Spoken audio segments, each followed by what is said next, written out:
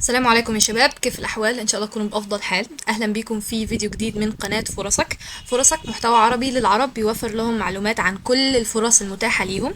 فرصك مصدرك لأي معلومة تحتاجها عن أي فرصة متاحة ليك. النهاردة هنتكلم على منحة معروفة جدا جدا جدا ما بين كل الطلاب اللي لسه متخرجين من الجامعات المصرية، وهي منح الاي تي اي.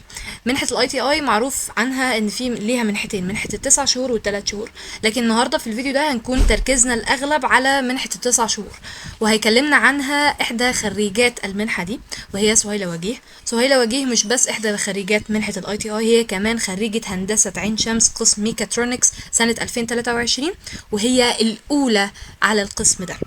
فسعيدين ان احنا تواصلنا معاكي النهارده يا سهيلة، وكمان هي مش فقط شخص يعني كده عرفته وتواصلت معاه بعد ما شفته من على لينكدين وكده، هي تكون حد قريب مني جدا، هي خالتي، وانا فخورة جدا جدا جدا هي وسعيدة انها معانا النهارده. عرفينا اكتر عن نفسك يا سهيلة. السلام عليكم. الحقيقة أنا اللي مبسوطة والله إن أنا طالعة على قناة فرصك، ومبسوطة جدا بالمحتوى اللي بتقدمه مريم، وفخورة جدا بيها، وأتمنى إن شاء الله إن هي دايما تبقى في نجاح وتقدم. أحب أعرفكم الأول عن نفسي. أنا سهيلة وجيه، خريجة هندسة عين شمس قسم ميكاترونكس سنة 23. كنت الأولى على دفعتي. بعد ما اتخرجت كنت طبعا يعني كنت في حيرة كبيرة، زي أي خريج، مش عارفة أعمل إيه ومش عارفة أروح فين وأكمل إزاي وإزاي إن أنا أحسن من نفسي. ففي آخر سنة ليا كنت دايما بسمع عن منحة الاي تي اي وإن هي بتقدم فرص للخريجين. فبدأت قعدت أدور إيه هي الاي تي اي وإيه أصلا الفيلدز اللي بتقدم منح فيها. ولقيت الباشن بتاعي، أنا كنت باشن جدا في الاندستريال اوتوميشن. فلما دورت في الاي تي اي لقيت ان في منحه للاندستريال اوتوميشن، فساعتها قدمت على طول اول ما اتخرجت. بس واتخرج وكنت في الاي تي اي السنه اللي فاتت، ولسه متخرجه الشهر اللي فات. ان شاء الله عليك. هي احلى حاجة يا جماعة، يعني انا متحمسين ان احنا نعرفها كمان في السيشن دي. ليه ممكن حد يعني يفضل ان هو يكمل تعليمه في منحة زي منحة الاي تي اي، عن ان هو مثلا يتجه على طول انه يكون معيد بعدها على طول؟ او مثلا هل هي فعلا هتفيدك بالعلم اللي يخليك تبني اكتر على كل المجهود اللي كان عندك قبل كده، وتحسنك ان تكون كواليفايد اكتر او عندك خبرة اكتر، ان انت بعد كده تكون معيد شاطر فعلا مثلا، او في اي شغل احسن كمان من ان انت تكون معيد؟ ففي البداية خالص حابين نعرف أكتر بشكل عام عن منحة الاي تي اي، حابين نعرف أكتر مين اللي مقدم المنحة دي، وإيه الفرق مثلا بشكل عام بين التسع شهور والثلاث شهور، والمنحة مثلا طبعا باين مدتها بتبقى عاملة ازاي، لكن الدنيا جواها بتبقى عاملة ازاي، هل كله بيبقى اونلاين، هل كله لازم يكون اوفلاين؟ الدنيا كانت عاملة ازاي معاكي؟ طيب، خلينا الاول ندي زي بريف بسيطه كده عن ايه هي الاي تي اي اصلا. الاي تي اي هي حاجه حكوميه، تمام، متقدمه من وزاره الاتصالات وتكنولوجيا المعلومات علشان يساعدوا بيها هي على فكره مش زي ما الناس عارفه، هو في برامج للطلبه وفي برامج للخريجين. بس اللي انا هتكلم عليها النهارده اكتر يعني برامج الخريجين، بما ان انا يعني متخرجه من منحه 9 شهور. فالاي تي اي بتوفر منح للطلبه وللخريجين. وطبعا الاي تي اي دي يعني هي مؤسسه من زمان جدا، من بقالها كتير، بقالها سنين كتير. يعني انا كنت الانتيك 44. الاي تي اي كمان بتوفر نوعين من المنح بالنسبه للخريجين، يعني منحه ال9 شهور ومنحه ال3 شهور.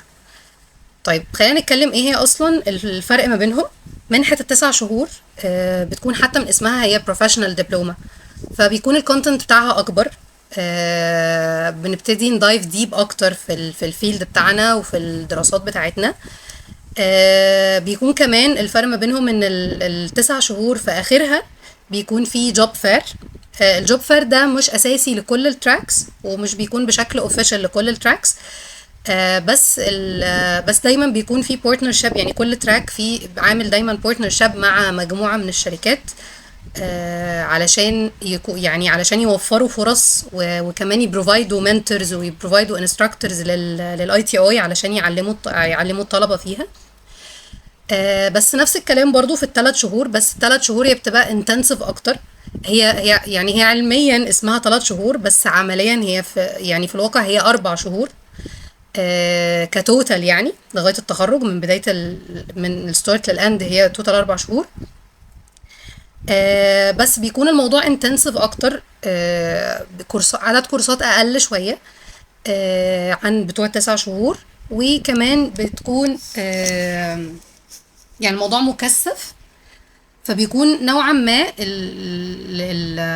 الدنيا بتبقى مضغوطة أكتر عند الناس بتوع 3 شهور، علشان بياخدوا تقريبا نفس الكونتنت مع أقل شوية عن ال9 شهور. طيب ده كده الفرق ما بين ال9 شهور والثلاث 3 شهور. شهور. طيب نوع الدراسة بقى نفسها من جوه، هي هايبرد ولا اونلاين ولا اوفلاين وكده، دي بتختلف على حسب كل تراك. يعني انا مثلا التراك بتاعي معظم الوقت بتاعي كان اوفلاين، ما عدا شويه حاجات بسيطه، يعني كورسات بسيطه هي اللي كانت بتبقى اونلاين. وده بيبقى على حسب الانستراكتورز اللي بيدوا يعني، وده كمان بيختلف من سنه لسنه بسبب ان الانستراكتورز نفسهم ممكن يتغيروا، ممكن يبقوا حابين السنه دي ان هم يدوا اونلاين بدل الاوفلاين او العكس. فالموضوع بيختلف من سنة لسنة، فدي يعني مش هنبقى عارفين عنها قوي إلا لما نبتدي نخش فعليا، والهيد بتاع التراك هو اللي هيبتدي يعرفكم أكتر عن إن الدراسة هتبقى ماشية أكتر أونلاين ولا أوفلاين، وإيه الكورسات اللي هتبقى أونلاين وإيه اللي هيبقى أوفلاين. إيه كمان محتاجين نتكلم عنه؟ كنت عايزة أسأل كمان، يعني هل هي بتكون للي لسه مخلص؟ مثلا انتي قلتي انتي خلصتي على طول وقدمتي، هل لازم أكون متخرجة بقالي سنة واحدة، ولا في مثلا ليميت معين للسنين اللي أنا المفروض أكون اتخرجت من الجامعة فيها؟ اوكي، ده هيودينا لحته برضو فرق ما بين ال9 شهور وال3 شهور، انا نسيت منشنه.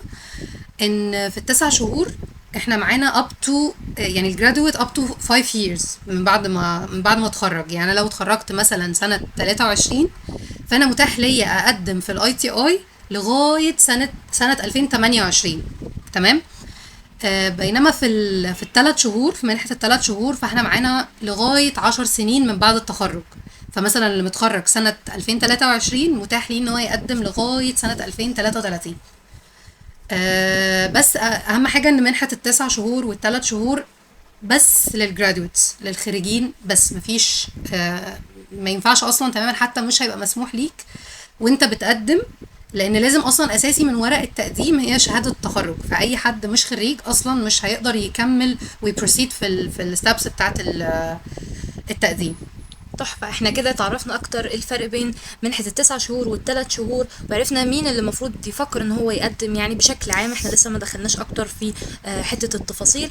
عرفنا هي انها متقدمة من مكان موثوق، بمعنى ان الشهادة دي هتبقى موثوقة جدا. وقدرنا نعرف كمان، يعني لو نزلنا شوية كمان في الويب سايت هنتعرف، يعني هيجي معانا في السيشن يعني مين كمان متعاون مع الاي تي اي عشان يوفر لنا المنحة دي. فبالتالي الشهادة معتمدة اكتر واكتر، فقدام كذا شركة بعد كده لما تيجي تقدم عليها انت هتبقى شخص موثوق في العلم اللي عندك وفي الخبرة اللي معاك. وبرضو دلوقتي يعني في الفقرة الجاية هنبدأ نتعرف اكتر ليه حد ممكن يختار منحة الاي تي اي عن غيرها. في كذا منحة متوفرة لكل الفريش جراديويتس او الناس اللي لسه خارجة او خريجين من الجامعات.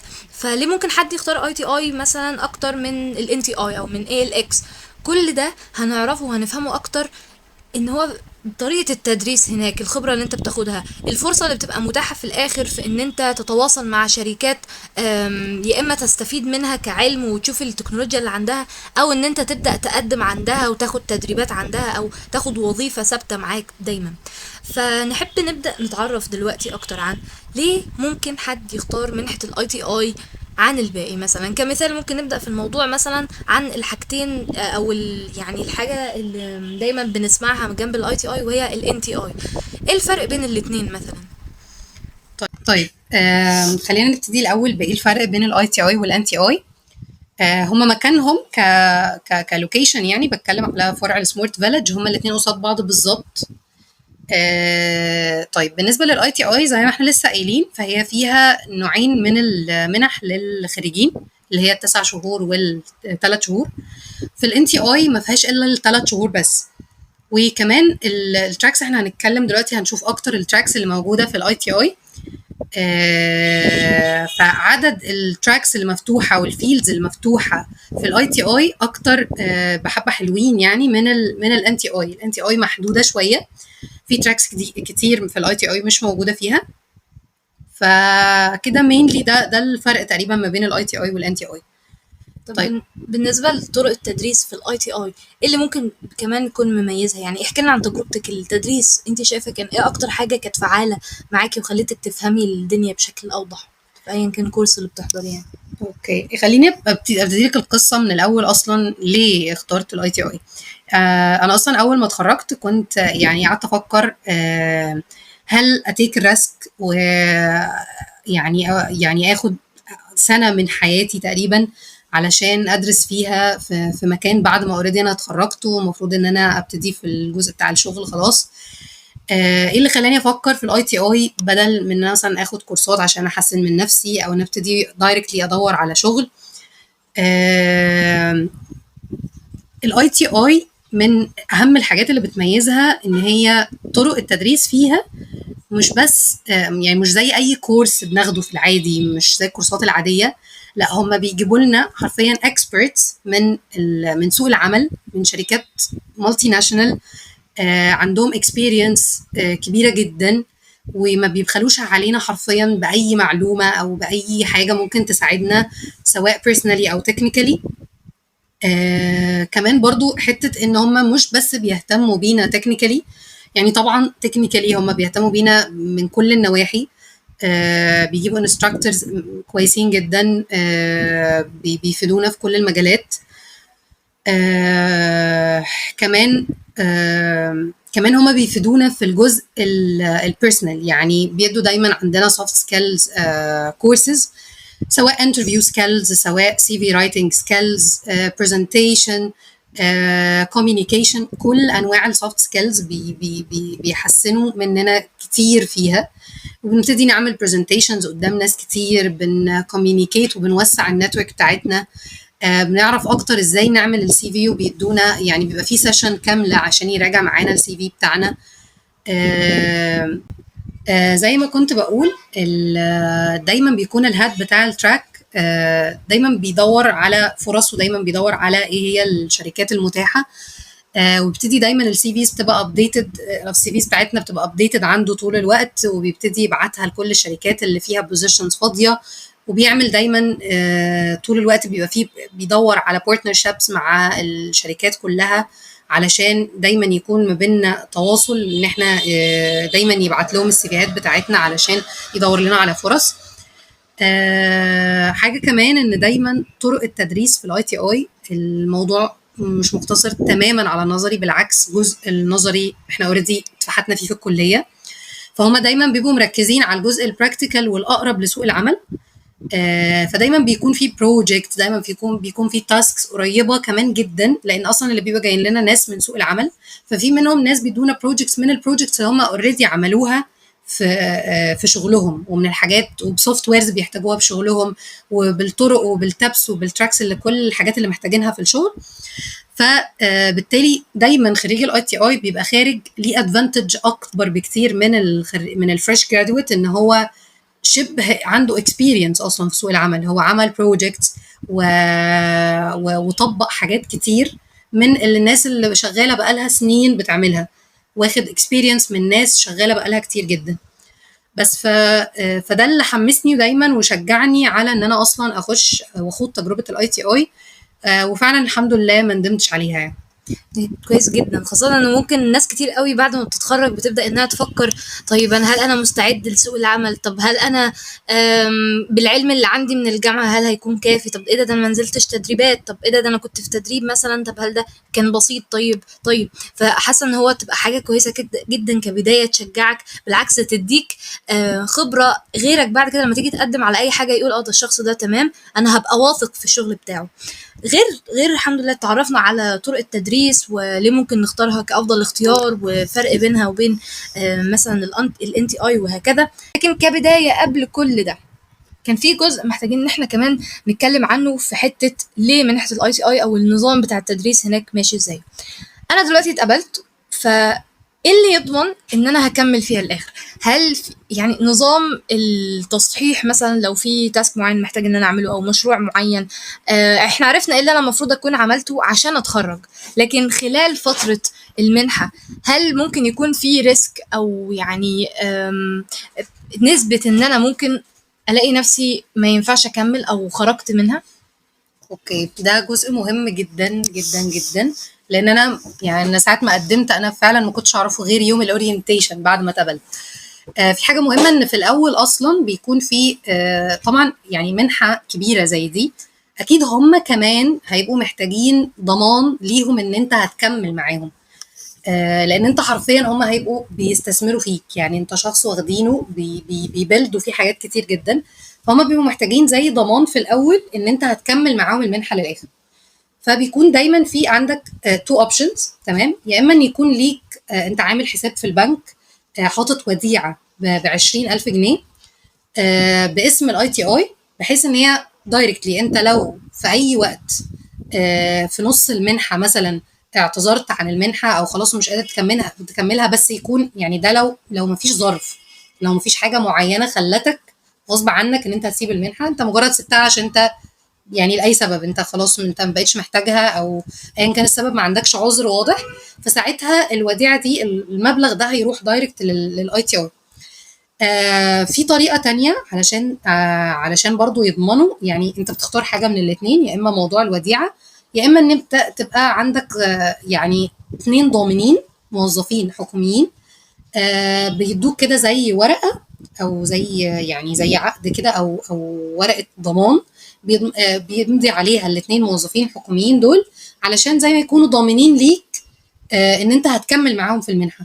وفي حال ان انت ما كملتش برضو بيكون الضامنين الاثنين دول هم اللي مسؤولين ان هم يردوا للمعهد المبلغ بتاع ال 20,000 جنيه. فده اول جزء، بس عاده يعني دي حاجه يعني مش بتقلق خالص، يعني ما حدش يبقى قلقان من الموضوع ده تماما. موضوع الفلوس ده تقريبا ما فيش اي حد خالص خالص على مدار من ساعه ما الاي تي اي بدات، يعني ان الموضوع ده حصل اصلا ان حد دفع المبلغ ده. لان الموضوع بيبقى يعني فليكسبل اكتر من كده، يعني هم بيبقوا في الاول محسنكم ان الموضوع يعني ممكن يبان مرعب من مجرد بس ما نقولها كده، لكن الموضوع بيبقى بسيط، وهم حتى بيبقوا فليكسبل قوي في الموضوع ده. فمثلا لو جالك شغل في النص ده بالنسبه لهم اصلا عذر، ما فيش مشكله، اكيد مش هيدفعوك لان هو اصلا ده الهدف من المنحه. اي ظرف في النص برضو لو ظرف يعني عذر مقبول، ساعتها برضو مش هيبقى فيه اي مشاكل. فما تحسش ان ده هيبقى مسبب ضغط عليك. فدي اول حاجه برضو كانت قلقاني ساعه ما قدمت، دي من الحاجات اللي كانت قلقاني، بس هي فعلا ما سببتش اي مشكله، ما شفتش اصلا، ما قابلتش اي حد سببت له مشكله الحمد لله. تاني حاجه وهي موضوع التقييم. النظام بتاع التقييم في الاي تي اي الموضوع ماشي في كل تراك ان هو عباره عن كورسز، كل كورس بيديه انستراكتور، وكل انستراكتور بيبقى ليه طريقه معينه يقيمك بيها. في انستراكتورز بيبقوا حابين ان الموضوع يكون امتحان، في ناس بيحبوه يكون بروجكت، في ناس بيحبوه برزنتيشن، في ناس بيحبوه ان هو مجرد assignments او ريبورتس تعملها وتقدمها له. بس في النهايه كل انستراكتور هو بيحدد بقى على حسب الديجري بتاعتك، الدرجه بتاعتك في الامتحان او في البرزنتيشن او في المشروع، بيحدد انت نجحت ولا انت كده الكورس ده محتاج تاخده تاني. ففي الحاله دي اول حاجه انت ليك اول مره خدت فيها الامتحان، لو ما عدتش الامتحان من اول مره فبيبقى ليك محاوله كمان بس. فلو جربت في المره التانيه وخلاص نجحت الحمد لله وعديت، فانت تمام، مفيش اي حاجه اتاثرت لغايه دلوقتي. طيب لو فرضا لا قدر الله ان انت عديت الامتحان اول مره وتاني مره، يعني اول مره وتاني مره ما عدتش الامتحان خلاص، فكده الكورس ده هيبقى بالنسبه لك انت خلاص الشهاده مش هينفع تاخد الشهاده كامله، هتبقى واخد في الاخر زي حاجه اسمها ليست اوف كورسز كده، قايمه بايه هي الكورسات اللي انت عديت منها، وهيبقى الكورس اللي انت وقعت فيه ده هيبقى متشال منها، هيبقى بس معاك ليست اوف كورسز بالكورسات اللي انت عديت فيها. طيب لو حصل معايا الموضوع ده في كورسين ورا بعض، يعني انا في كورس وقع مني للاسف، وبعد كده لا قدر الله وقعت في كورس كمان، للاسف في الحاله دي هتبقى نفس الكيس بتاعت ان انت سبت المنحة، انت هتضطر ان انت تسيب المنحة، مش هينفع تكمل. وهتبقى يعني مطالب بال20,000 اللي انت كنت حاططها كضمان في الاول. بس برضو زي ما انا قلت، برضو دي مش حاجة مقلقة. معظم الانستراكتورز بيكون الدنيا لطيفة جدا معاهم. نادر قوي قوي ما كان في حد اصلا بيقع منه كورس وما حصلش خالص اصلا. يعني بتكلم على الدفعه بتاعتي ان حد مثلا وقع في كورسين ورا بعض، او وقع اصلا في امتحانين ورا بعض. يعني كلنا الحمد لله هناخد الشهاده، يعني احنا لسه ما استلمناهاش بس هي كلنا تمام. فالموضوع برضو مش مقلق خالص في والموضوع بيبقى فليكسبل مع الانستراكتورز، يعني مش مرعب تماما. بس دي كانت حاجه كنت حابه انوه عنها عشان من الحاجات اللي كانت قلقاني ساعات ما كنت بقدم يعني. عايزين نعرف برضو المجتمع، هل انت شايفة المنتورز عامة، بعد الحمد لله تعرفنا كمان ان المنتورز مش بس مثلا بيدرسوكي الحاجة، لا دول كمان بيفضلوا معاكي وبياخدوا السي في بتاعك ويحاولوا يعرضوكي للناس تانية كمان متاحة. هل بشكل تاني في المجتمع، في زمايلك هناك، هل في استفادة بتطلعي منها من النتورك اللي انت بتكونيها، ولا الموضوع بيكون عادي كأنك كنت في جامعة؟ طيب الحته دي فعلا مهمه جدا، لان يعني زي ما قلت الاي تي اي مش بس بتديفلوب فينا وبتطور فينا في الجزء التكنيكال. هم دايما مهتمين بجزء النتورك، ان احنا اصلا نوسع النتورك بتاعتنا. فدايما يعني دايما في كولابوريشن ما بين الطلبه حتى نفسهم. دايما الشغل معظمه بيبقى فيه حاجات في تيمز. فدايما بنبقى محتاجين، حتى زي ما قلت احنا كنا بناخد كورس كوميونيكيشن. ده يعني دايما احنا يعني اي حد خرج من الاي تي اي هتلاقيه خارج بنتورك وبناس اتعرف عليها، وناس من المجال وناس من شركات كويسه جدا وناس شاطره جدا بيخرج بيها وبيبقى ليه كونتاكت معاها. فده طبعا بيساعده كتير قوي في حياته قدام. وطبعا كل زمايلي اللي انا اشتغلت معاهم، حتى زمايلي انا استفدت منهم. وطبعا المنتورز اللي ادوني كلهم والانستراكتورز حقيقي كلهم انا ممتنه جدا ليهم. ان كلهم يعني كلهم فعلا نقلوا لنا خبرتهم زي ما هي من غير ما يبخلوا علينا باي حاجه. نقلوا لنا خبرتهم اللي بقالها سنين. فحتى هما كمان يعني الليمت بتاع التايم هو ما يسمحش ان هما يدونا فتره كبيره. فحتى الانستراكتورز اللي جم ادونا حتى اكبر كورس كان مثلا 7 ايام او 8 ايام. هم فعلا فعلا كانوا بيبقوا حريصين جدا ان خلال الفتره القليله دي ينقلوا لنا كل الخبره اللي هم يقدروا عليها. ففعلا انا ممتنه لكل الانستراكتورز اللي ادوني اللي بكل النولج وكل الاكسبيرينس اللي نقلوها لنا. حقيقي بشكرهم جدا. حلو جدا بجد، دي حاجة مهمة جدا. اغلب الوقت دايما الناس بتبقى قلقانة انه مثلا انا بديك، وخاصة ان الحاجة دي يعني بقالها فترة، فممكن الشخص اللي بيدرس او كده يكون زهق من كتر ما مثلا اعاد الكلام، او ان هو يكون مثلا عنده خبرة كتير فحاسس ان دي اساسيات اي حد ممكن يكون عارفها. لا، المنتورز او الناس اللي بتبقى مسؤولة عليكم وبتدرسكم عارفة انكم لسه خريجين، عارفة الحصة اللي انتوا فيها، عارفة الحاجات اللي انتوا بالظبط. المفروض تكونوا عارفينها. فدي حاجة مهمة جدا جدا جدا. واحنا ذكرنا الحتة دي تمام، لكن هنحب نسلط الضوء عليها اكتر تاني، او نجمع كل اللي احنا قلناه في الجزئية دي تاني، وهي موضوع الاستعداد تاني للشغل والتوظيف. ودي تقريبا اكتر حاجة ممكن بسببها الناس تبدأ تبحث وتدور اكتر على الاي تي اي وزي يقدموا كده. فاحكي لنا الموضوع كان ماشي ازاي، او انتي هل ده كان من تفكيرك قوي قوي قوي وانتي بتقدمي، والدنيا كانت ماشية اللي هو احنا عرفنا ان هم بيقدموا لكم زي كورسات بيعرفوا اكتر فيها ازاي تحسنوا مثلا من السيره الذاتيه بتاعتكم، من السي في، بيظبطوكم مثلا اكتر في الشغل. مثلا هيتقدم لكم انكم هتبداوا تشتغلوا مثلا لما تطلعوا تشتغلوا في سوق العمل، الشغل هيبقى مثلا على مشاريع، او هل هيبقى زي تاسكات مصغره تبداوا تشتغلوها بتساهم انكم تخلصوا حاجه اكبر مثلا. في الحته دي موضوع في الاخر الجوب فير او معرض التوظيف بيبقى عامل ازاي؟ هل انتوا بيكون مثلا تم عرضكم قبل ما تروحوا المعرض ده مثلا السي في بتاعكم الاماكن وتروحوا تعملوا الانترفيو على طول، ولا كان اليوم بيبقى عامل ازاي؟ وهل بيكون يوم مثلا، ولا بتبقى زي في الفترة الأخرانية بتحصل؟ طيب هو الاستعداد اصلا لان احنا نبتدي نجهز للانترفيوهات ونجهز السي في بتاعنا، ونجهز اصلا ازاي اصلا هنقدم نفسنا في الانترفيو في الحاجات دي، بيبقى بادئ من بدري جدا. يعني من اول ما بنخش بيبقى استعداداتنا بادئه من الاول. وطبعا الموضوع بيبقى ماشي، احنا زي ما قلت دايما السي فيز بتاعتنا بتتبعت لشركات.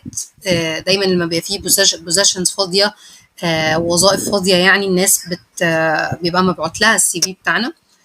واول ما بيكون في مكان متاح وحد بيماتش الريكوايرمنتس، المتطلبات بتاعه الوظيفه دي، بيبتدي على طول بيبقى في كونتاكت مع الشخص او الطالب ده على طول ان هو متاح ليه الوظيفه كذا. ف فحتى في يعني دايما اصلا في ناس كتير بيبتدوا يشتغلوا ويجي لهم اوفرز من وهم لسه بيدرسوا في الاي تي اي. يعني في ناس بيجي لها، يعني احنا المفروض بنخلص على شهر 7، في ناس بيجي لها الاوفرز من قبلها، في ناس بيجي لها اوفرز من شهر 4، شهر 5. حصل كتير في دفعات قبلنا. ماشي. حتى احنا برضو يعني كان دايما جه بالذات في الفترة الأخيرة يعني جالنا انترفيوز مع شركات كتير، وفي ناس مننا اتقبلت.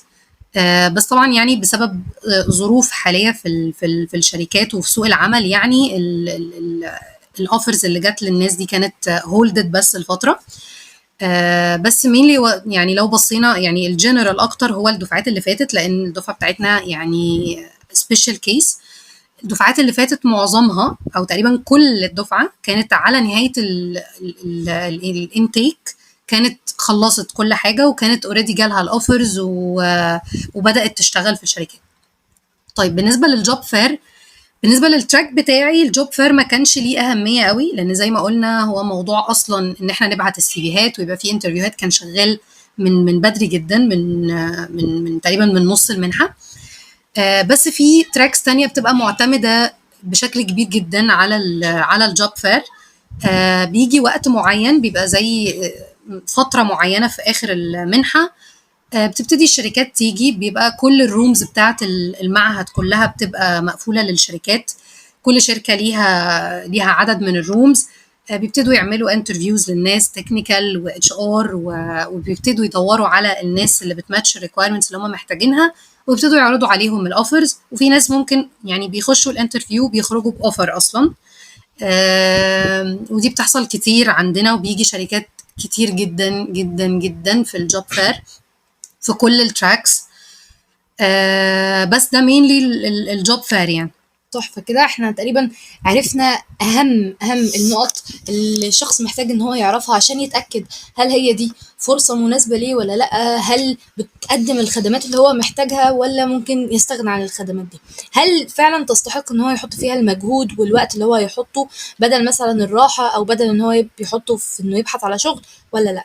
لكن سؤال زيادة على ده برضو كان جالنا في الفورم، وهو انتي كبنت مثلا، خاصة ان ممكن الاماكن او الفروع بتاعة الاي تي اي بعيدة، هل كان في تسهيلات في موضوع المواصلات ولا لا ده انا محتاج يكون عندي عربية وحد يوصلني ويجيبني، ولا الدنيا كانت عاملة ازاي بتجربتك الشخصية؟ طيب في جزء التسهيلات ده ممكن اتكلم الاول على موضوع المواصلات ده. اول حاجه ان هو طبعا المعهد نفسه او الاي تي اي ليها فروع كتير جدا، في فروع في القاهره وفي فروع في محافظات تانية في كل حته تقريبا. يعني هنا مثلا لو حبينا نشوف ايه هي البرانشز اللي موجوده، فهنلاقي هنا حاجات في القريه الذكيه، في العاصمه الجديده، ده فرع لسه جديد يعني.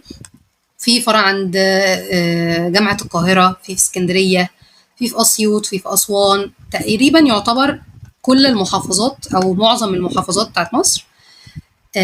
بس هي الفكره الفرق ما بين الفروع بيكون في التراكس المفتوحه في الفروع دي. يعني في مثلا فروع معينه مش ممكن ما الاقيش فيها التراك اللي انا عايزاه، فساعتها في ناس بتواجه مشكله، او يعني في ناس بقى بتبتدي تحاول تقرر ايه الاحسن لها.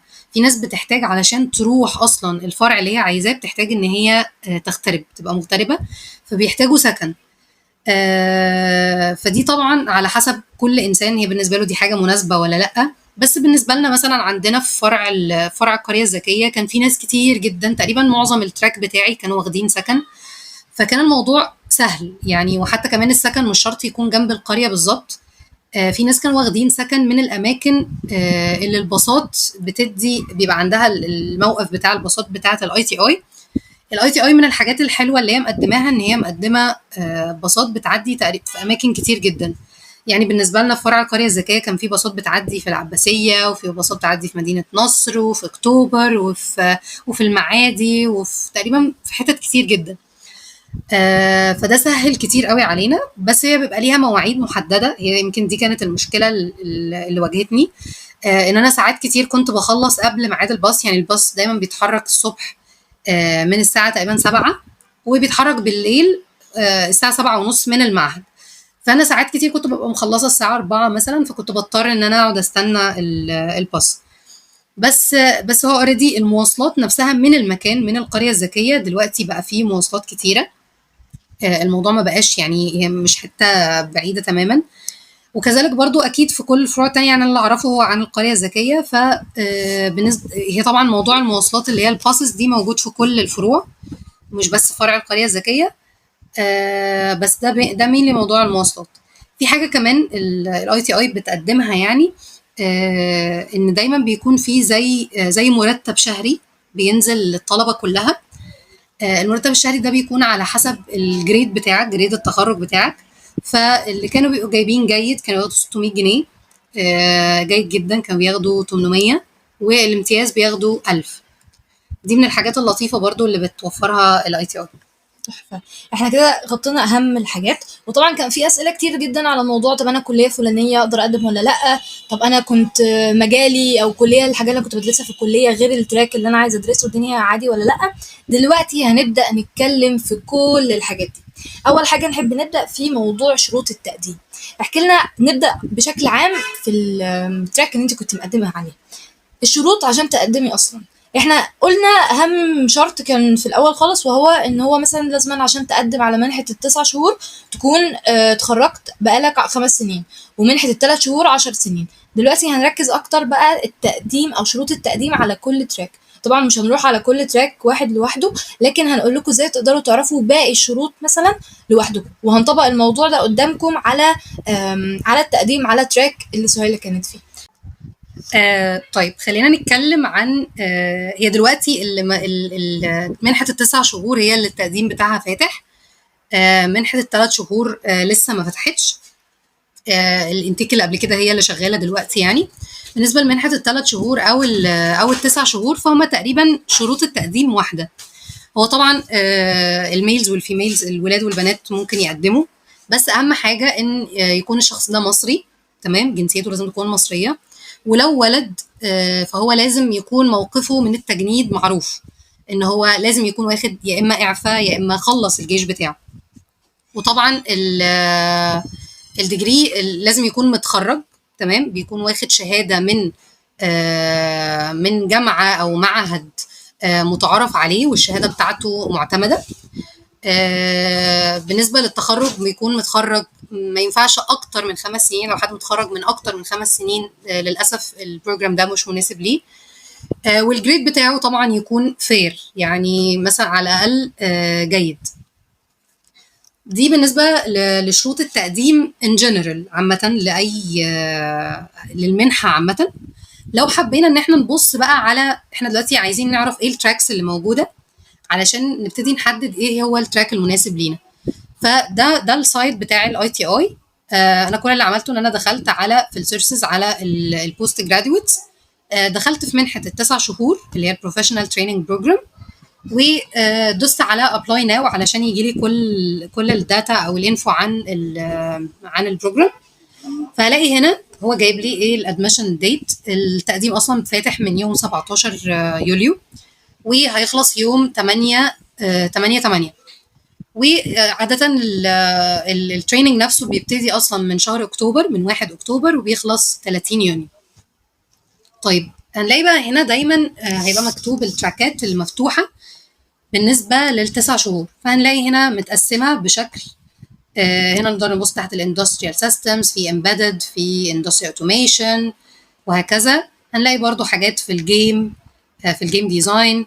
هنلاقي حاجات في الكلاود والسايبر سيكيورتي، في حاجات في الداتا ساينس، الداتا مانجمنت، الاي ار بي والاركتكتشر، حاجات سوفت وير بقى بكل اشكالها، الويب والاب ديفلوبمنت، في اي اي وماشين ليرنينج، في جزء السوفت وير تيستنج والكواليتي اشورنس. كل دي تراكس مفتوحه بالنسبه للتسع شهور. ودي كل اللوكيشنز اللي هلاقي فيها التسع شهور. يعني زي ما قلنا ان مش كل يعني هلاقي التسع شهور موجوده تقريبا في كل اللوكيشنز، في كل الاماكن والفروع بتاعت الاي تي او. طيب، فلو حبينا مثلا، لو خدنا مثال عن احنا دلوقتي في تراك معين هو اللي احنا عندنا باك جراوند عنه، هو اللي حابين نشتغل فيه. زي مثلا لو هنتكلم عن التراك بتاعي، هنلاقي هنا في ديسكريبشن بريف بسيط جدا عن التراك، ايه الحاجات الاساسيه اللي بنحتاجها او اللي هنتعلمها في التراك ده، وايه هي الجوب بروفايلز اللي افيلبل بعد ما نتخرج. يعني ايه الجوب بروفايل اللي ممكن نشتغل فيه. ومن هنا لو عايزين معلومات اكتر هنبتدي نداونلود التراك انفو ونبتدي نبص. هنا فيها تقريبا كل الداتا اللي هنبقى محتاجين نعرفها. هنا هيبقى قايل لي مين اللي يقدر يابلاي. يعني مش كل الكليات هي تقدر تابلاي في كل التراكس. فلو حد عنده مثلا في تراك معين هو شايف نفسه فيه بس مش متاكد ايه هو، يعني هو ينفع مسموح له ان هو يقدم ولا لا، فهو ممكن ينزل زي ما احنا لسه عاملين بالظبط ويشوف ايه الجراديويتس اللي مسموح ليهم ان هم يقدموا. فهنا مثلا كان ميكاترونكس، الكتريكال باور، كنترول انجينير، دول اللي يقدروا يقدموا. وهنلاقي هنا في شويه البري ريكويزيتس اللي محتاجين اصلا. يعني ما ينفعش حد يبقى مقدم وهو مش عارف عنها اي حاجه. يا حبيبتي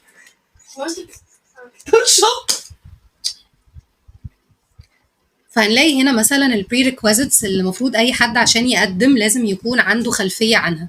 يعني حتى هو يبقى لك دي الحاجات اللي غالبا هتبقى بتتسال فيها خلال الانترفيو.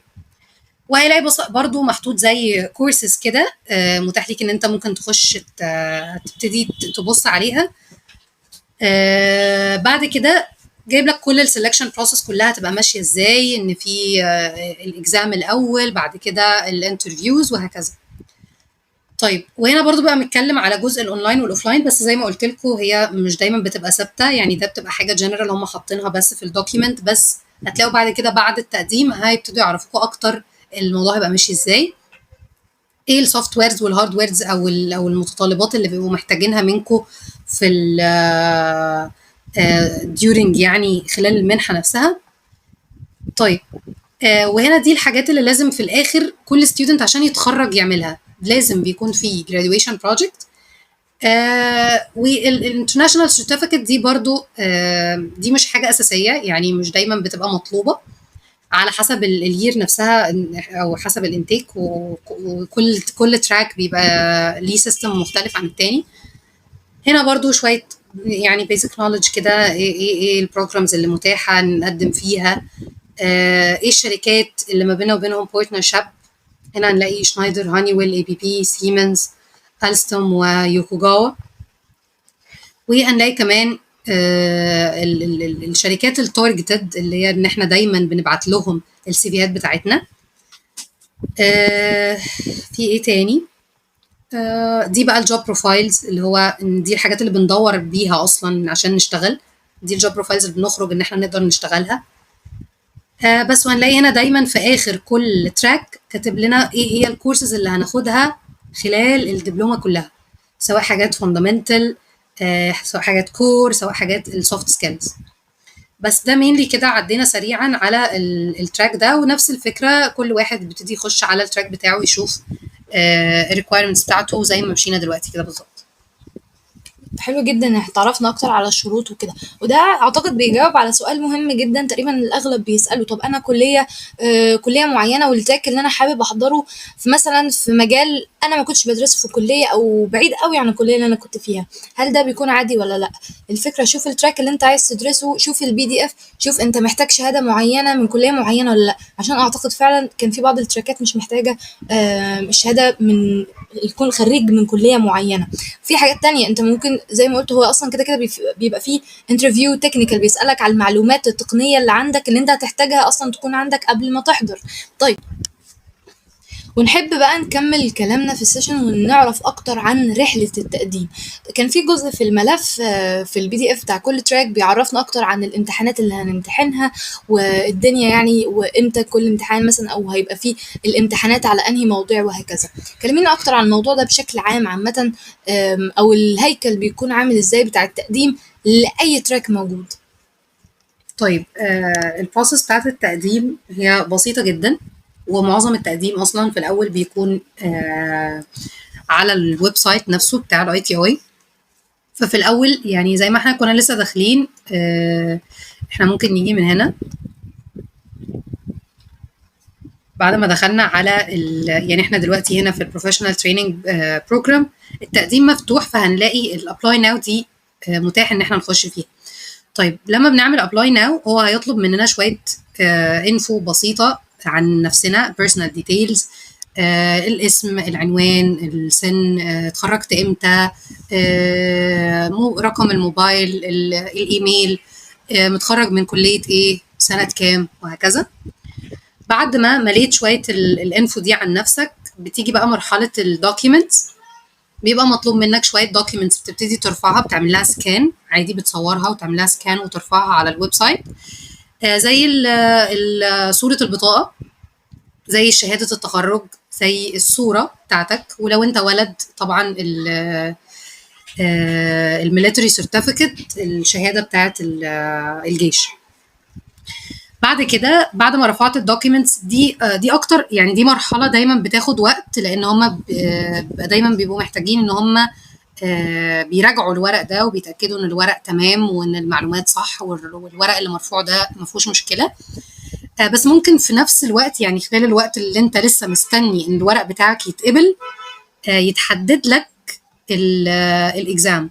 فدايما اول ما بترفع الدوكيومنتس بتاعتك، وهنتكلم دلوقتي على مرحله البريفرنسز كمان، في الفيز دي ممكن نلاقي ان في نفس الوقت قبل ما دول يتقبلوا هنلاقي ان ممكن يكون تحدد لك ميعاد اكزام عادي، او تحدد لك انترفيو. فدايما بنكون بنخش ندور، نخش دايما نتابع الويب سايت بعد ما قدمنا. طيب بعد مرحله ما رفعنا الدوكيومنتس خلاص، بنبتدي كمان نحدد البريفرنسز بتاعتنا. احنا حابين زي ما احنا لسه شفنا التراكس المتاحه، بنبتدي نحدد ايه هي البريفرنسز. انا على السنه بتاعتي كانوا 2 بريفرنسز دلوقتي بس تقريبا يعني اللي سمعته ان السنه دي بقوا 3 بريفرنسز. ده هيبان يعني في الويب سايت واحنا بنقدم كده، هنلاقي ان في البريفرنسز، وبترتبها بالترتيب اللي انت عايزه. بتشوف بتحط الاول التراك اللي انت حابه اكتر حاجه، بعديها يعني بترتبهم بالترتيب اللي انت عايزه. بعد كده بعد ما بتحدد البريفرنسز بتاعتك، انت بتحدد في البريفرنسز مش بس بتحدد التراك، انت كمان بتحدد ايه البرانش اللي انت عايز تمتحن فيه. وكمان ممكن تحط يعني انت ممكن في الثري بريفرنسز اصلا تبقى حاطط نفس التراك بس برانشز مختلفه. ده كده بالنسبه لجزء البريفرنسز. وطبعا انت بتخش يعني الحاجات التراكس اللي انت بتحطها في البريفرنسز، انت بتعمل تكنيكال انترفيو فيهم كلهم. هيجي لك ثلاث مواعيد للتكنيكال انترفيو، ممكن يكونوا في ايام مختلفه عادي جدا. بتروح تعمل التكنيكال انترفيو في كل حاجه، وطبعا على حسب بقى الاداء بتاعك في الانترفيو، هم بقى بيبتدوا يحددوا لك في الاخر خالص انت اتقبلت في انهي تراك. وطبعا بيكون الاولويه للحاجه اللي انت حاططها في الاول.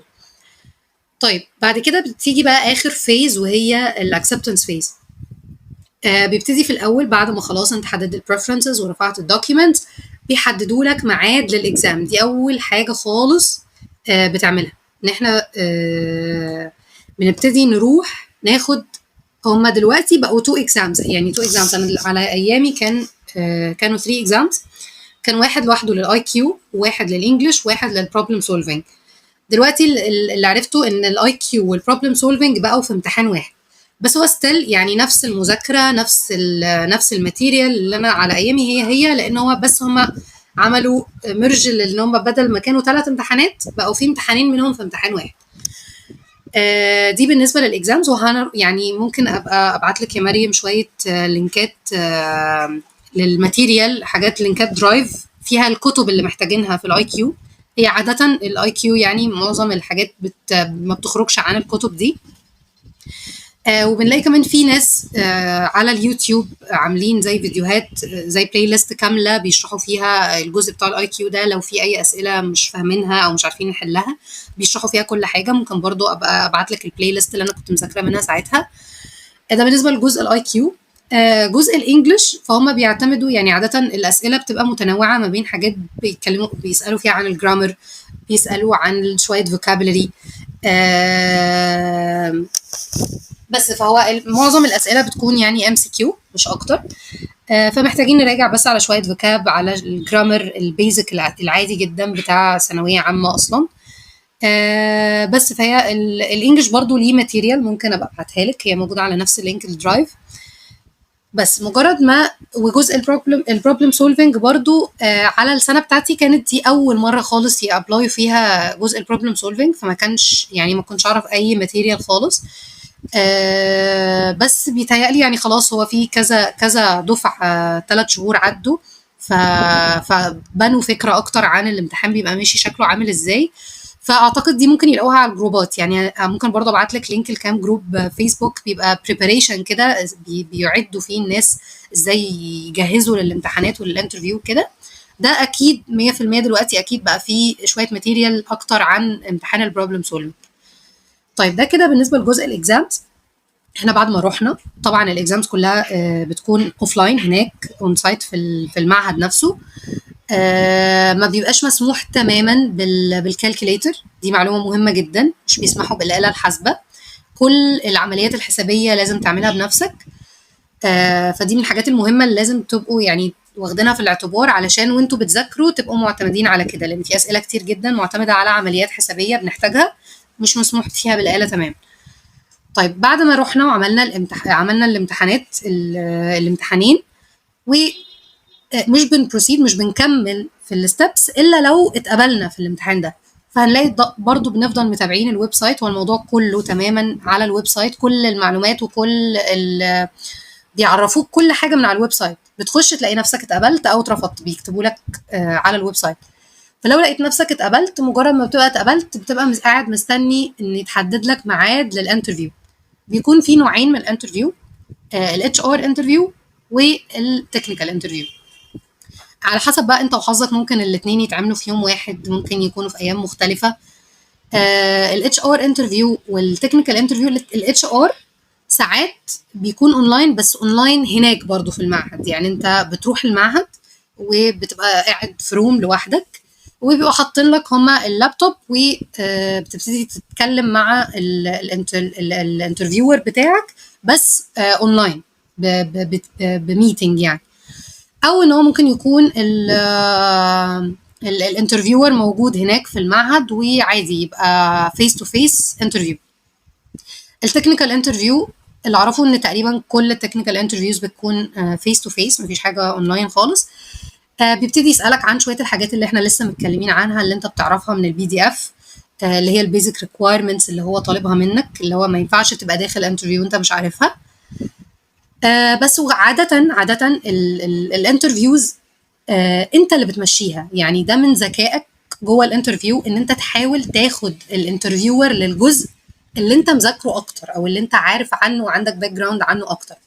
هو مش بيبتدي، يعني هو دايما الاسئله في الانترفيوز عاده بيبتدي يسالك ايه مشروع التخرج، عملت فيه ايه، كان دورك ايه فيه، احكي لي اكتر عن نفسك وهكذا.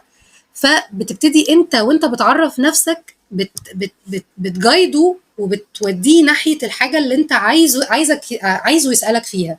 فتبتدي تقول له مثلا انا عارف ايه نقط القوه عندي، ايه الحاجات اللي انا عارفها اكتر، فتبتدي تتكلم عن نفسك فيها اكتر، علشان بعد كده هو هتلاقيه بيسالك من الحاجات اللي انت اوريدي اتكلمت عنها قبل كده. فما حاول ما تدخلش نفسك في حته انت عارف ان انت مش هتجاوب قوي فيها.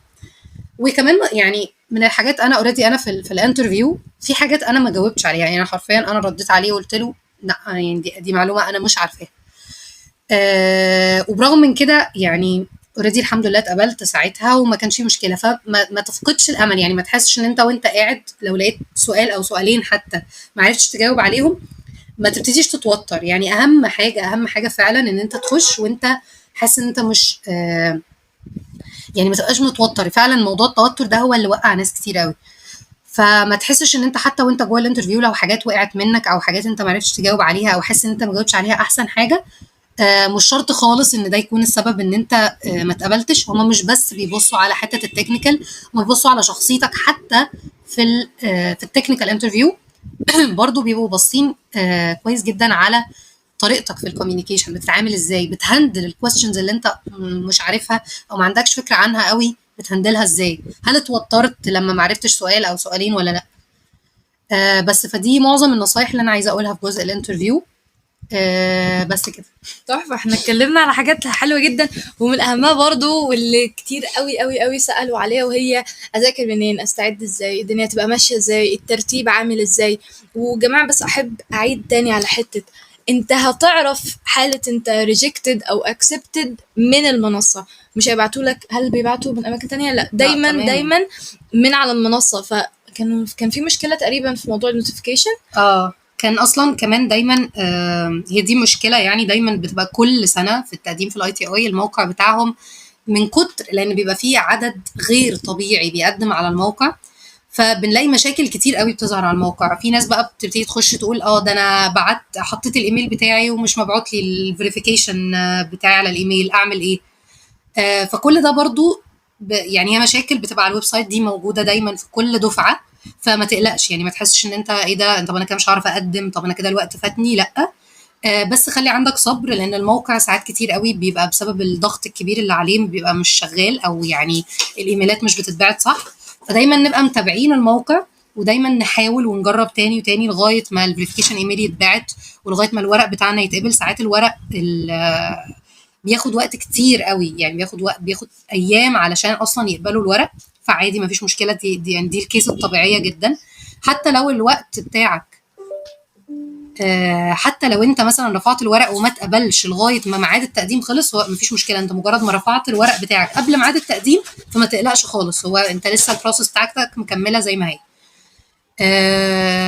وكمان حته اللي انت لسه بتقولي عليها موضوع السايت، ان احنا هما مش بيبعتوا اي ايميلات باي نوتيفيكيشن خالص. الموضوع كله ان انت لازم كل شويه تخش تتابع على الموقع، والموضوع ملوش ميعاد معين. يعني ما ينفعش ان انا اخش اتابع على الفيسبوك مثلا على الجروب، حد يقول ان انا اتحدد لي ميعاد، فانا خلاص المفروض ان انا اخش على الويب سايت بتاعي الاقي ان انا اتحدد لي ميعاد. لا خالص، هو الموضوع ملوش ميعاد معين، هو كل واحد على حسب ما يخش هيلاقي تحدد له ميعاد في وقت مختلف تماما عن غيره، فهي ملهاش ميعاد ثابت. فدايما نخش نتابع الموقع، دي اهم حاجه. طب احنا كده تقريبا عرفنا اغلب المعلومات اللي احنا محتاجين نعرفها عشان نقدم على المنحة، او نعرف هل المنحة مناسبة لينا ولا لا، وكمان نعرف الترتيب بتاع الدنيا ازاي، والحاجات اللي ممكن اسئلة ممكن تيجي في بالنا واحنا بنقدم فممكن تقلقنا تخلينا نتوتر. فلا، اطمنا من ناحية اللي هو لا، ده في مشاكل فعلا بتحصل وبتقابل ناس كتير ودفعات كتير جدا، مش احنا فقط. ودلوقتي هنيجي لفقرة الاسئلة، والاسئلة دي جات لنا يا اما من الفورم يا اما احنا بحثنا وشفنا اكتر الاسئلة اللي بيتم سؤالها. واحنا قبل كده السنة اللي فاتت برضو كنا باعتين فيديو على موضوع الاي تي اي، لكن انا كنت متكلمه، يعني ما كناش جبنا حد اصلا اتخرج طبعا من المنحه. فهنحب برضو نشوف الاسئله اللي جات لي من الفيديو ده وهنجاوب عليها هنا. دي برضو يعني كان هنحطها برضو زي ما قلت، الفيديو عامه هيكون متقسم شابترز، اي حد في اي جزء حابب ان هو يعرف عنه اكتر يقدر ان هو يروح للجزء اللي هو مهتم بيه على طول. واسئلتكم في اي وقت تقدروا تحطوها في الكومنتات. غير كده هيبقى متاح ان شاء الله باذن الله في الوصف كل المصادر اللي هتساعدكم تعرفوا عن المنحه اكتر بشكل متعمق اكتر، بشكل مكتوب مش مسموع كمان، فهتفيدكم. فكان في بعض الاسئله كمان اللي موجوده معانا، منها هل ممكن وانا في المنحه خلال المنحه مثلا اشتغل، ولا يعني اشتغل كبارت تايم جوب في حاجه مثلا مش لازم تبع التراك، ولا لا ده لازم اكون متفرغ بشكل كامل للمنحه؟ اوكي، ده سؤال مهم. هو اولا المنحه نفسها مش بتجبرنا، يعني هي نفسها كالمعهد كالمؤسسه ما فيش اي اجبار من اي نوع ان احنا نبقى متفرغين ليها.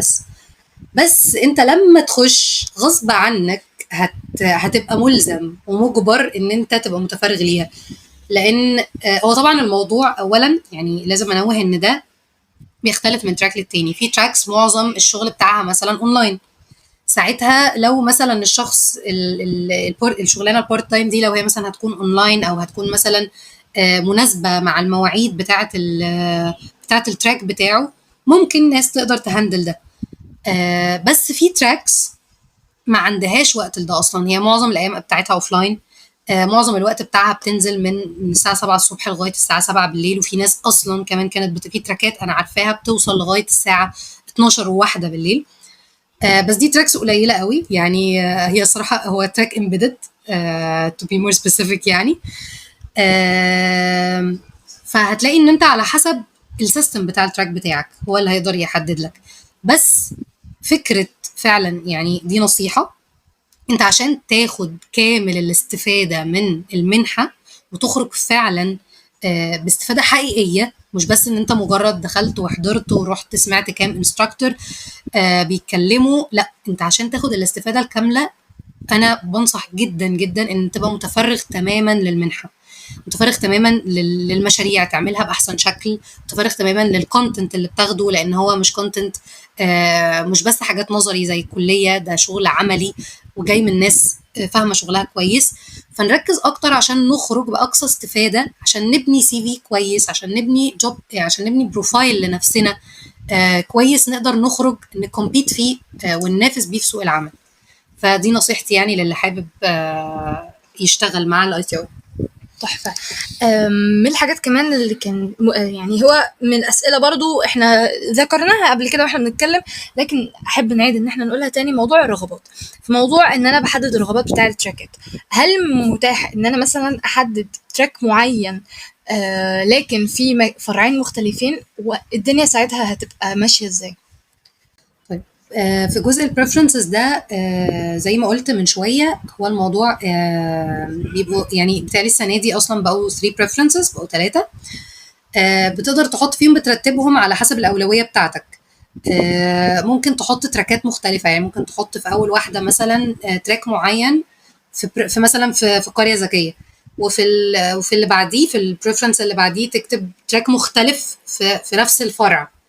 او ممكن تعمل العكس، ممكن يبقى نفس التراك في كل البريفرنسز بس فروع مختلفه.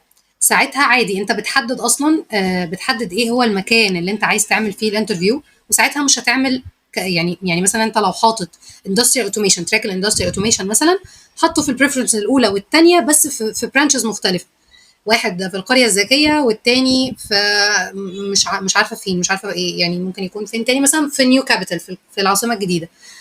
فساعتها انت بتعمل انترفيو واحد بس، وانت اللي هتحدد ايه الفرع اللي انت عايز تمتحن فيه. طول ما هو نفس التراك، بس انت تقدر زي ما قلت نفس التراك يتحط في كذا برانش. بس وزي ما قلت برضو ان الاختيار في الاخر او التراك اللي هتتقبل فيه بيبقى على حسب انت مثلا اول بريفرنس اللي حطيته ده لو نجحت فيه ف دايركتلي انت خلاص اوتوماتيكلي انت هتخش في التراك ده. ما نجحتش في ده لا قدر الله، هتلاقي البريفرنس اللي بعده لو نجحت فيه برضو هيبتدي ايه يطلع لك برضو في الويب سايت ان انت نجحت في تراك كذا. طيب بالنسبة للسكن، هل ده سكن بيكون الاي تي اي هي اللي موفراه، ولا دي حاجة انا بعملها خارج الاي تي اي؟ لا للاسف موضوع السكن ده مش دي حاجه مش الاي تي اي هي اللي بتوفرها. الاي تي اي هي الحاجه الوحيده اللي عملتها في الموضوع ده هي موضوع المواصلات زي ما قلت لك. فعشان كده هتلاقي السكن عندك اوبشنز كتير، انت مش شرط ان انت تسكني يعني مثلا لو انت رايحه قريه ذكيه مش شرط تسكني جنبها، انت ممكن تسكني في اي مكان من مواقف الباصات، لان الباصات فعلا الموضوع مريح جدا، يعني باصات مكيفه وبتبقى بالظبط على عدد الطلبه، فيعني عمرك مثلا ما تروحي اليوم تلاقي مالكيش مكان. بس هي الحاجه اللي وفرتها هنا هو موضوع المواصلات، فده سهل لناس كتير السكن بتاعها. تحفة. احنا كده تقريبا غطينا اغلب الاسئلة، اذا كان في خلال السيشن ذات نفسها كنا بنسألها واحنا بنتكلم، او تم تغطيتها في كلام مع كلام سهيلة، او جاوبناها في الفقرة دي. وطبعا هنوفر زي ما قلت كل المصادر اللي هتساعدكم فعلا تسمعوا تاني معلومات دي تاني، او تعرفوا حاجات اكتر، او اماكن كمان تسالوا فيها في الوصف. وتقدروا دايما تسالوا في الكومنتات، ودايما حطوا في بالكم انكم دايما تقدروا تساهموا في افاده غيركم عن طريق المشاركه للفيديو ده مع اي حد هيفيده المحتوى ده، وانكم تتفاعلوا عامة مع اي محتوى بننزله عشان يوصل لاكبر عدد من الناس. وفي الخاتمة احب اسأل سهيلة لو في اي حاجة تحبي تزوديها لاي حد عامة لسه مخلص جامعة عامة. اوكي، هي نصيحتي دلوقتي اصلا لا خليني اقولها بتاع طيب هو في الاخر انا حابه طبعا، مبسوطه جدا ان انا كنت موجوده النهارده معاكم. وحابه ادي نصيحه لاي حد لسه متخرج، او حتى يعني متخرج من فتره ولسه ما اشتغلش، او لسه خريج. طبعا احنا كلنا اول ما بنتخرج يعني بنبقى كلنا حاسين بتوهه ومش عارفين نعمل ايه. بس نعرف اولا طبعا الاي تي اي، انا لسه متكلمه ان هم طبعا بيدوروا لنا على شغل وبيقدموا لنا في كل حته، وبيعملوا جوب فير وبيجهزوا لنا السيفيهات وكل حاجه. بس ما ننساش ان في الاول والاخر طبعا الشغل شغلنا وكل حاجه ده رزق ونصيب ربنا هو اللي كاتبه لنا. فاحنا كل اللي علينا اللي بنعمله ان احنا نسعى ونجتهد اكتر واكتر. ولازم نعرف كمان ان الاي تي اي دي مش نهايه الطريق. يعني انا مش بس مجرد ما اخش الاي تي اي انا كده خلاص عملت اللي عليا، والمفروض ان انا اشتغل في احسن شركه باحسن مرتب على طول اول ما اخلص. مش شرط. في ناس ربنا بيوفقها وبتبقى اجتهدت خلال المنحه وقدرت تعمل ده. بس طبعا هو في الاخر رزق ونصيب زي ما قلت.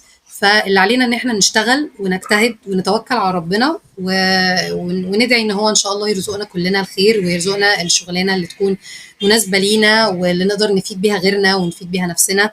وبس كده. جماعة بجد لو انتوا تعرفوا سهيلة بشكل شخصي يعني هتعرفوا ما شاء الله عليها، يعني غير موضوع الحاجات التقنية دي كلها هي ما شاء الله عليها شاطرة، وبجد بجد ما شاء الله يعني متفوقة في حاجات كتير. يعني حتى في ثالثة ثانوي وانا مش هتكلم، بس ما شاء الله عليها يعني. بس فيعني انا شكرا ليكي انك كنت معانا، وان شاء الله ان شاء الله تكونوا استفدتوا. يا جماعة انا مندهشة اصلا انها لوحدها بحثت في حاجات كتير قوي عشان تقدر تجيب لكم معلومات اكتر واكتر ومصادر اكتر واكتر. ممكن هي وقت ما هي كانت بتقدم ما كانتش تبحث عنها لنفسها يعني. بجد. فاتمنى انكم يعني تشوفوا الموضوع ده ويفيدكم. وبس، مع السلامة.